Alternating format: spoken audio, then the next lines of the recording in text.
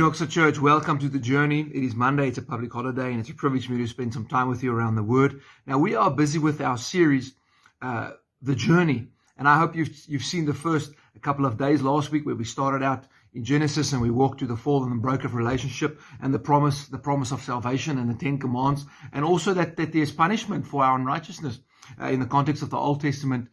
Through our sin, we need to bring sacrifices and we need to make right what we have made wrong.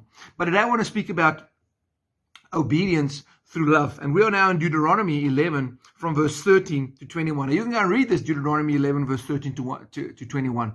God speaks and he speaks to his people and he says the following to them. He says, listen, if you are faithful in what I've given you and you love me and me alone, then he lists a bunch of things that he will do when it comes to rain and when it comes to harvest and all of that goes with them.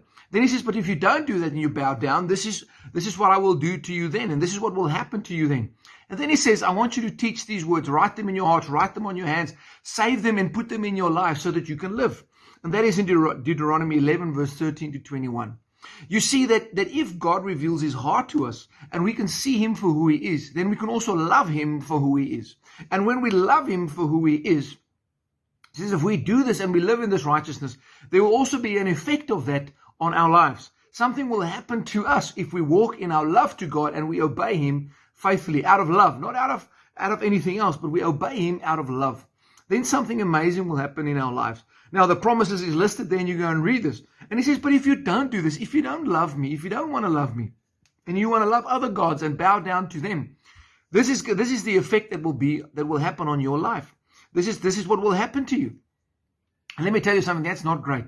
That's why I reiterate. I want you to take these words of mine and I want you to hide them anyway. He says, write them on your doorposts even. So when you come and when you go, that you can read it and that you can love me, because there will be an effect of that in your life. And I truly hope as we go through this journey together through the Bible, and we will see the fall and the break of relationship and the effects of sin and God drawing us in, wanting us to love him and obey him, and the effects of that, what it has in our lives, that you will answer that call today and also respond by loving God. So may you love the Lord with your whole heart. You see, when they asked Jesus in Matthew 22, they asked Jesus about the law. Then he says, this is the greatest. You must love the Lord your God with all your heart, mind, soul, strength. This is the greatest law, is to love God. So may you choose in this week and in this day to love God with all that is in you. May the Lord bless you. I'll see you later. Bye.